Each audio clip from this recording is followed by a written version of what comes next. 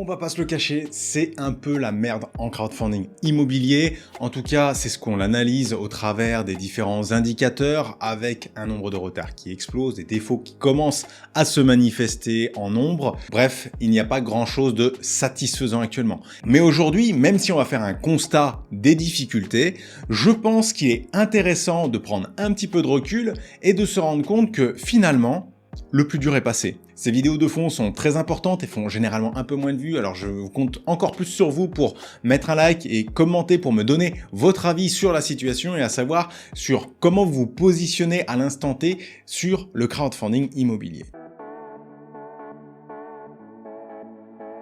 Déjà, je vais commencer par vous regarder droit dans les yeux et vous dire c'est la merde. Oui, en crowdfunding immobilier, on subit, bien entendu, de plein fouet la crise de l'immobilier. Cette crise de l'immobilier vient de plusieurs facteurs. Mais à l'origine, c'est bien l'inflation qui est la principale cause de ce qu'il se passe actuellement. L'inflation qui s'est manifestée début 2022 et qui a forcé les autorités à agir pour la réduire. Mais c'est le fait d'agir sur cette inflation qui nécessite de réduire l'activité économique pour pouvoir un petit peu calmer les choses. Je ne reviendrai pas en détail sur ces mécanismes, je vous mettrai ici la vidéo de l'année dernière sur le même sujet où je vous explique plus en profondeur mon raisonnement. Cependant, allons directement à ce qui a causé aujourd'hui de gros troubles dans le monde de l'immobilier, c'est la hausse des taux. Et pourquoi ces taux augmentent? Parce que les taux directeurs des différentes banques centrales des pays développés, à savoir principalement la Fed et la BCE, ont explosé. Alors qu'ils étaient négatifs en début 2022 ou fin 2021, ils sont maintenant entre 4 et 6%. La BCE en Europe affichant un taux directeur de 4,5% et la Banque centrale américaine affichant elle un taux de 5,25 à 5,5% au jour où je tourne cette vidéo fin octobre. Ces taux ont un effet très direct sur la capacité d'achat des citoyens pour la simple et bonne raison que lorsque vous financez un crédit à un taux qui est aux alentours de 5%, assurance comprise aujourd'hui versus 1,5% au début 2022, eh bien vous avez une perte de pouvoir d'achat d'environ 27%. Alors même si on remet dans l'équation le fait qu'il y a eu de l'inflation et donc que les salaires ont légèrement augmenté, eh bien avec une augmentation de salaire qui était de 5,2% en 2022 et de 5% en 2023 a priori, on arrive à 10%, ce qui nous laisse un delta de 17% environ. Et donc il n'y a pas de miracle, si le crédit est plus cher, eh bien la capacité d'emprunt est moins élevée et donc il y a moins d'acheteurs pour les différents programmes. Et les plus touchés sont forcément les programmes les plus chers, c'est-à-dire le neuf. À quel point c'est la merde en crowdfunding maintenant? Il y a quelques mois, il y a une année et demie, on avait des taux de retard à peu près de 5 à 10% sur les plateformes, disons 10% en moyenne, ce qui était normal, on avait des projets qui se vendaient rapidement et on n'avait pas de problème pour sortir de la plupart des projets. Le taux de défaut était lui extrêmement faible avec 0,2% par exemple en 2021. Sauf que les choses ont évolué. Comme les ventes se raréfient, comme les projets de promoteurs sont plus difficiles à écouler à cause de leur prix, on a littéralement une explosion du nombre de retards. Avec aujourd'hui des plateformes qui se situent plutôt entre 10 et 30% de retard. Et dans le futur, je suis à peu près certain que l'on verra que ce sont les projets de 2021 et 2022 qui seront les plus touchés. Ce sont sur ces projets que les entrepreneurs ont acheté au plus haut, qu'ils ont fait des projections avec des taux d'intérêt qui étaient ceux de l'époque, donc extrêmement bas, et qu'on se retrouve avec des taux qui ont explosé et donc des prix qui commencent à baisser. Et avec ces prix qui baissent, eh bien les prix de sortie initialement imaginés pour les projets ne sont plus du tout vrais. Et donc ce sont ces projets qui se retrouvent en difficulté pour commercialiser à ce qu'il était prévu initialement. Et bien sûr, les entrepreneurs, s'ils baissent leur prix de 10, 15, 20% pour pouvoir vendre rapidement, pourraient se retrouver à perdre de l'argent. Donc ils sont actuellement dans une situation très délicate. Et d'ailleurs, on commence à voir poindre le début des défauts, c'est-à-dire des opérateurs qui ne peuvent même plus assumer le paiement des intérêts qui sont réguliers à certaines plateformes. Ou pour qui, plus simplement, les dettes deviennent si importantes à cause des intérêts qui continuent à courir, qu'ils ne pourraient même plus les rembourser s'ils parvenaient à vendre leurs projets au tarif qu'ils escomptent. Et c'est là qu'on va commencer à voir les dominos tomber sur les plus mauvais opérateurs et sur les opérateurs les plus fragiles. Et oui, je pense qu'on va faire exploser les taux de défaut, qu'on va passer un taux de défaut de 0,2, 0,5% à un taux de défaut qui va peut-être atteindre les 10%. Alors finalement, À quel point on est dans la merde? Je vais parler des projets de 2021 à 2023.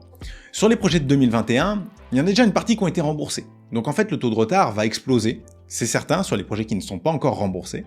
Mais finalement, sur l'ensemble des projets de crowdfunding 2021, je pense que les retards vont plafonner autour de 20%. On va donc atteindre, sur ces projets de 2021, un taux de défaut, c'est-à-dire de personnes qui ne pourront plus rembourser, qui va être relativement élevé, et je pense qu'il va atteindre les 7-8%. Je rappelle qu'on parlait de moins de 1% dans le passé. Là, je parle de 7 à 8%. Alors que le taux de perte était vraiment ridicule dans le passé parce que le monde de l'immobilier allait bien, eh bien je pense qu'on va avoir un taux de perte en 2021 entre 2 et 3%. En tout cas, c'est ma vision aujourd'hui des choses. Ça pourra être potentiellement pire, et surtout, eh bien, si vous aviez une dizaine, une quinzaine de projets, vous n'êtes pas à l'abri que vous ayez des plus grosses pertes parce que vous n'êtes pas assez diversifié. Même moi, avec mon portefeuille qui compte aujourd'hui entre 30 et 40 projets en général, je ne suis pas à l'abri de connaître des pertes qui sont plus importantes. Après ça, c'est une approche statistique, donc il y a certains qui vont avoir 0 perte et d'autres qui vont en subir beaucoup plus. Il faut quand même souligner dans ces moments-là l'importance du choix des projets. J'en profite pour vous partager mon canal Telegram dans lequel je partage mes analyses des projets de crowdfunding immobilier, environ 1 à 2 par jour, et vous pourrez ainsi confronter votre analyse à la mienne. Sur les projets de 2022, je m'attends à la pire année pour le crowdfunding immobilier. J'attends un taux de retard qui pourrait atteindre les 30%. Parce que, réellement, sur les projets de 2022, il y a eu, je pense, une erreur des plateformes d'accepter trop de projets, notamment en fin d'année, alors que la situation actuelle se dessinait. Et par conséquent, le taux de retard va être extrêmement important parce que les opérateurs ne prenaient pas en compte suffisamment la dégradation qu'il y avait lieu autour des taux. En termes de défaut, je pense qu'on va atteindre 10 à 12% sur cette année-là. Et le taux de perte pourrait atteindre 4 à 5%. C'est pour ça que régulièrement je parle d'un taux de perte qui serait entre 1 et 2% sur le crowdfunding immobilier. C'est en prenant en compte les bonnes périodes qui vont durer des années et les mauvaises périodes qui vont durer peut-être 1, 2, 3 ans et sur lesquelles on va avoir les taux exploser. Période dans laquelle on est actuellement. En 2023, je vois déjà quelque chose de plus optimiste. Parce que les gens ont conscience de ce qui se passe et on le voit bien parce qu'il y a moins de projets actuellement et que les plateformes prennent des taux plus élevés.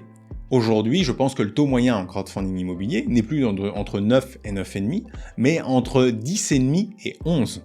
Il y a donc une vraie prime au risque actuellement. Je pense que les projets en 2023 vont encore connaître des difficultés parce que au début d'année, on était encore dans le flou finalement sur ce qui allait se passer et on est encore un petit peu dans le flou aujourd'hui. On devrait connaître un taux de retard qui devrait être entre 20 et 25%. Un taux de défaut qui ne devrait pas dépasser, je pense, les 10% et un taux de perte d'environ 3 à 4%. Donc vous voyez, on va avoir des taux plus élevés, mais des pertes plus faibles. Maintenant qu'on a bien ciblé pourquoi c'est difficile actuellement, j'aimerais ajouter une note d'optimisme, et une grosse note d'optimisme. Puisque finalement, c'est bien les projets qui n'avaient pas anticipé la situation qui se retrouvent en difficulté. À partir d'aujourd'hui, où la situation commence à se stabiliser, on voit des indicateurs. Je parle par exemple des taux directeurs des banques centrales qui ralentissent, qui augmentent beaucoup moins vite. Donc, sauf événement exceptionnel dans les prochains mois, a priori, si la situation se normalise, on devrait voir une stabilisation des taux dans les mois à venir, puis une baisse en deuxième partie de 2024. Attention, je parle encore une fois s'il n'y a pas d'éléments exogènes qui vient compliquer la situation. Le point important, c'est que l'inflation aujourd'hui se tasse. On a même un léger reflux des prix sur certains matériaux. Donc on arrive à une période où finalement on a une stabilisation, et avoir une stabilisation permet de donner un peu plus de visibilité. Et en donnant de la visibilité à des entrepreneurs, eh bien ces entrepreneurs vont pouvoir se projeter et faire des projets qui sont plus cohérents avec la situation. En plus de ça, il semble que le gouvernement veuille agir pour essayer de protéger le secteur de l'immobilier en améliorant le prêt à taux zéro, en rendant plus de personnes éligibles et en permettant de l'utiliser dans plus de zones. Ce qui va créer une nouvelle demande ou au moins éviter que la demande ne s'étiole trop. En plus de ces différents facteurs, on peut ajouter que l'immobilier a commencé à corriger et donc que si on reprend notre petit 17% de delta entre la baisse de pouvoir d'achat et la hausse de salaire, et donc avec une baisse de l'immobilier si elle atteint les 10-15%, eh bien on va se retrouver assez proche finalement de l'ancien pouvoir d'achat que l'on avait avant toute cette crise. grâce à la hausse des salaires et grâce à ce baisse du prix de l'immobilier. Si on voit encore plus loin et que tout se passe un petit peu dans le meilleur des mondes, alors oui, c'est des hypothèses un peu idéalistes, eh bien on pourrait même voir les taux baisser à la fin de l'année 2024 et là à ce moment-là on pourrait voir une reprise du marché immobilier dès 2025. Et c'est pour ça qu'en 2024, moi je suis relativement optimiste finalement sur le crowdfunding immobilier, puisque on va avoir plus de visibilité, avec des entrepreneurs qui vont acheter des biens de manière agressive parce que certains vendeurs devront vendre et vont sacrifier leur prix de vente, eh bien on va se retrouver avec des projets qui seront tout à fait intéressants et potentiellement des marges qui vont venir regonfler un petit peu parce qu'une des grosses problématiques c'est qu'actuellement les marges sont très tendues. Encore une fois, je vous demande de faire très attention. Je sors ma boule de cristal pour vous dire ce qui va se passer sur des projets à 2 ans pour dans 4 ans parce que les projets dans 2 ans, ils arriveront à terme dans 4 ans. Donc on est dans une situation de projection. Il faut avoir en tête que je prends des hypothèses où finalement la crise se résorbe par elle-même et qu'il n'y a pas d'autres crises géopolitiques majeures à côté qui viennent mettre à mal toute cette hypothèse. Il faut l'avoir en tête, je ne suis pas Madame Irma, je fais mes projections pour moi-même pour essayer de voir s'il est intelligent d'investir dans les prochains mois. Je vous dis à tous une excellente fin de journée et à dimanche prochain pour une nouvelle vidéo.